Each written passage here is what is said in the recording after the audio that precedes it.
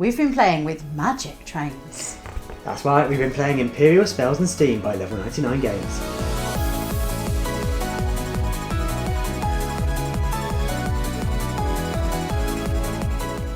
Hi, I'm Libby, this is Julian, and together we are BoxedMeeples, and today we're going to be talking to you about Imperial Spells and Steam. Yes, you heard correctly, spells.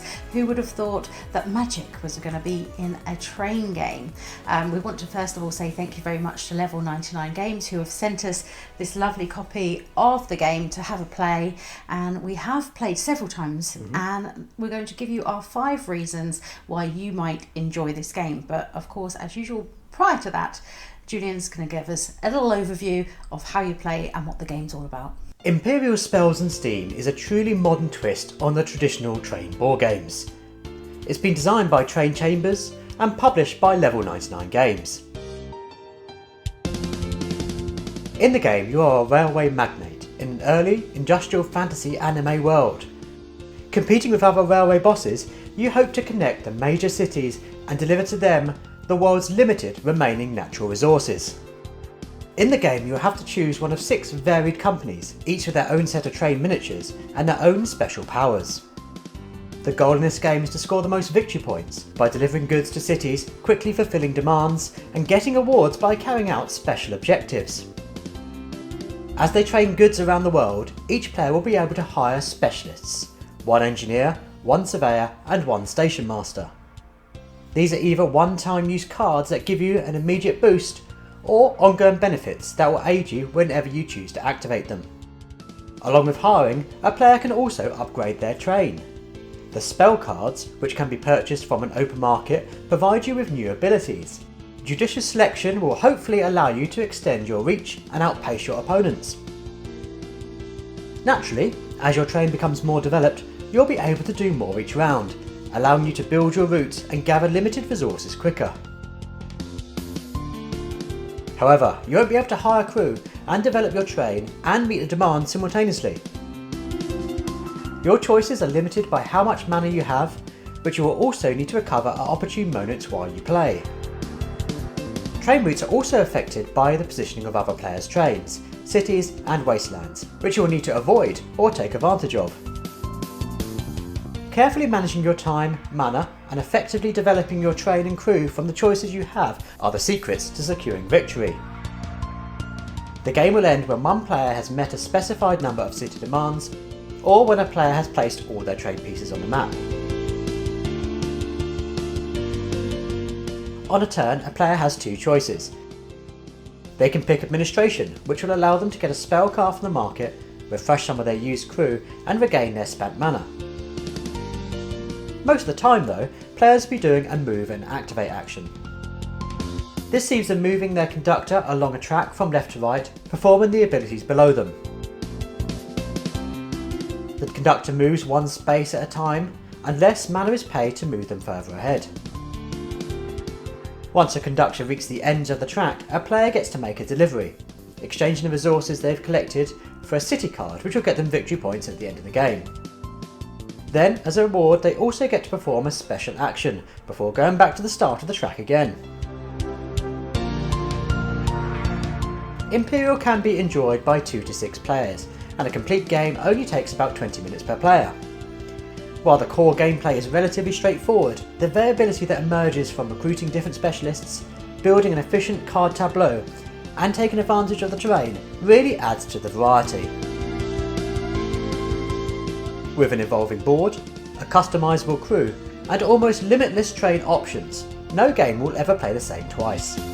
So that was the overview. Hopefully now you've got an idea of how the game all works, and we're going to jump straight into our 5 reasons why you might like this game, or why we like it. So Imperial Spells and Steam is about trains. It's a train game, but don't start thinking it's 18xx style games with a bit of magic. In this game, yes, you're going to be building networks. You're going to be expanding across the board and allowing yourself to get resources which you can then deliver to cities. This bit sounds just like a train game, right? But this has kind of got a very loose approach to kind of network building and pick up and deliver gameplay. Because in this game, you're using magic trains. You don't even need to build a continuous train line. goods manage to kind of teleport between the trains. You can get over opponents' trains by using mana. You can even get across impassable terrain and cities by using magic. So yes, it's a train game, but it's kind of got a magical edge that forgives a load of kind of inconsistencies that you would normally see in a conventional train game. Imperial Spells and Steam doesn't feel like a Ticket to Ride at all. You're not measuring the longest train. You're not only getting from A to B. The beauty in the game isn't in the trains. It's almost, to me, it feels like there's more elements of a game like Terra Mystica, like Gaia Project. You are connecting things. You're using your board to gain the ability to place in different places, but you're not having to connect this run and connect two cities together in the standard Ticket to Ride kind of way. Yeah, it almost feels like you're kind of racing your opponents to get to the places you want to go to. You want to get those sweet spots by the cities, and you want to get the resources that you want to meet their demands. There's that tie between the race to get to a place to deliver and also the race to be able to deliver the higher number of goods. Do you go for a quick delivery and get the instant points, or are you having to try to wrangle your way around to get more goods so that when you do deliver, you're going to have a much higher pointage?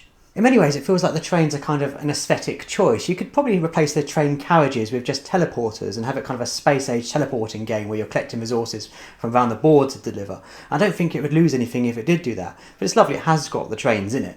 But if you're coming to this game thinking you're going to get an age of Steam with anime art, you're probably looking in the wrong place. Now this game is very varied.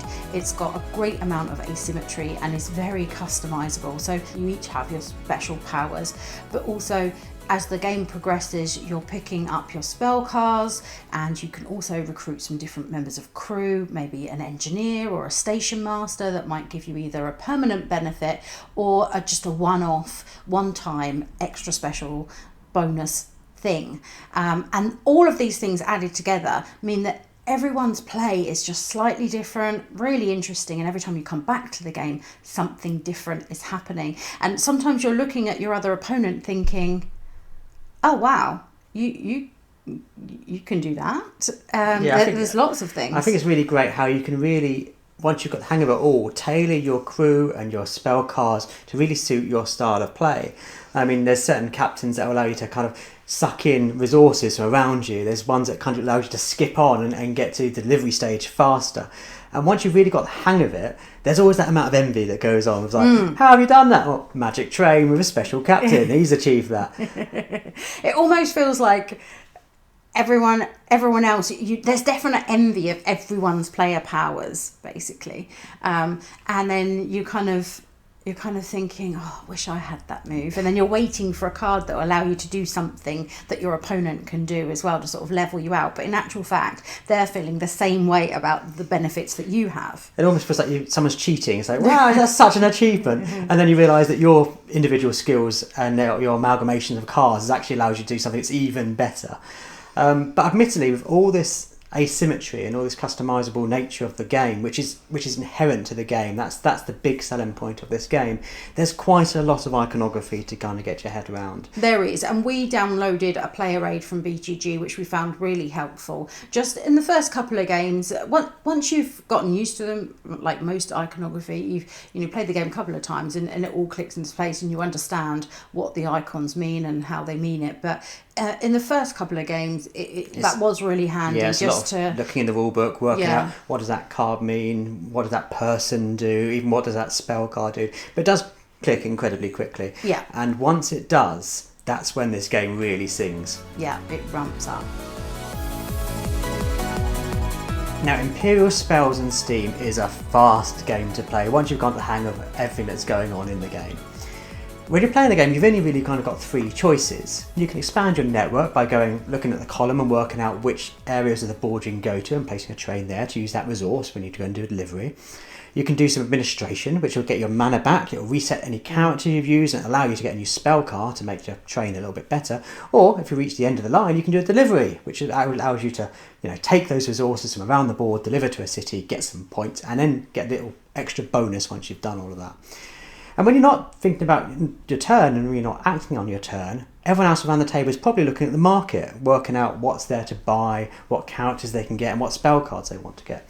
And when you work out what those spell cards do and what the characters do, it's a kind of shift in emotions where you're longing for someone else not to take the administration action because there's someone who's going to fit your playstyle and the way you've set up your train absolutely perfectly. And you then get injected in this amount of tension. It's like, I really want that car, I really want that person to join my crew, so please don't take that. And you also have the race to the delivery. But you're using more mana if you have to go there quicker. But then do you think that your opponent's going to get there before you? So is that worth it? There's quite a fun little sort of keep an eye on your opponent that's going on with that. But having said that, it's such a quick game. I mean, on the box here, 20 minutes per player, which you wouldn't expect given the look of it. And then obviously every game varies slightly, and as you're learning, maybe a little bit longer than that. But it's a quick game and it's easy to table. So it's easy to set up, easy to pack down, very much helped by their lovely player trays, which are sort of game tray styles with everyone's player thing. So once you know what character you're doing, it's quick to pop everything on the table and get playing straight away. So Level 99 say themselves that they are focusing on quality, game presence and the production values, and they've certainly lived up to that expectation with this game. Yes, we have shown you the front cover here. This game comes in this box. And it's much bigger than you would expect it to be for the game that we were saying, but they're also saying they want to focus on that replayability, that variability, so that you can play this game, and they want the production values to be top notch, and they really are. Those trains are amazing. The artwork is really, really lovely. I mean, there is an option to have both either the deluxe components or the standard components, but even the standard ones are lovely. This is the standard box. And everything fits in here wonderfully, which is why I was saying earlier how easy it is to get it out to the table with all the trays for the specific players and the characters. So that level of polish is really there. Yeah, we've seen this before in Bullet Heart. Level 99 really do focus on this lovely, lovely production. And they don't need to do it. What's amazing about this is not only are all the trains different colours, but they're actually entirely different sculpts. Mm-hmm. One of them's even sort of like see-through, like transparency. You've got this weird translucent train, like a ghost train, and you've got the mana crystals. They're clear, and those city models you get are fantastic. Yeah, and they work so well. They don't just look good and look like a city. They are useful on the table. Visually, you can see exactly what points are still up to grabs, and you can slot the cards in really easy. So it's not just about it looking polished, it's about it being effective for gameplay as well. You see this kind of in these Kickstarter games, filled with upgrades, and you always want that Kickstarter version, but it looks fantastic on the table.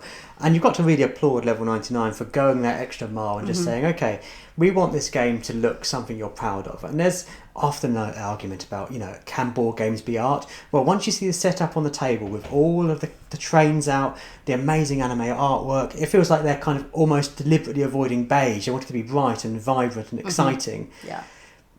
Yeah, it looks fantastic on the table, and it looks like a piece of art. Yeah, and I will say that I think maybe some players will be intimidated by the size of box, and they will make an assumption about the length of game and the type of game that it is, and think that it's, that there are people that enjoy a lighter game, and this isn't a complicated game, but it's in a box that some people might assume isn't for them. And I would just say maybe have a second look. Yeah, give it a go, because it is the size of Gloomhaven, it's the size of Nemesis, it's the size of Mage Knight, and those are much more complicated games than this. But it's such an eye-catching game to play, and we've had people just being intrigued by what we're playing just from the aesthetics alone. Now, for all this customization, all of this individual player powers, there's a moment I've had every single time we've played this where you've had an amazing turn and you feel like you're the king of the trains. And that might be because you've flipped over your single-use character and you've used their bonus and you've swooped in, got a load of resources and somehow managed to make a delivery as well. Or it could be that you've skipped ahead, way ahead on your track, and then suddenly you can do a delivery really early doors and start securing great places on the board. Yeah, and that really takes people by surprise because they're not really expecting people to sort of throw a load of mana out and sort of jump ahead. So sometimes almost every time really, when the first person makes the next number of deliveries, it's like, oh gosh, got to keep my eye on you. It doesn't really matter what you do on your turn. It feels like you're doing a good turn, but you have those really special times when you just feel really good about what you're doing. And that's kind of what makes this game magical in a way. Yeah, I definitely remember, I mean, I managed to win one of the games. And I remember working out what everyone else was going to be able to deliver or not be able to deliver, and sort of was managing my resources accordingly. And I worked out that one of my opponents was probably going to end the game, but I managed to deliver the thing that they obviously wanted to because it was the higher points available, knowing that it would come back around to me again and I'd still have a second delivery that no one else could do. And some of the others hadn't seen that I was going to do that, and it was like, oh, yes. There's a time when this game just clicks, when you've spent the time learning what all the characters can do, what all the crew can do, what all the trains can do, and when you're playing with equally skilled opponents on this really fast action, fast-paced game where it just works.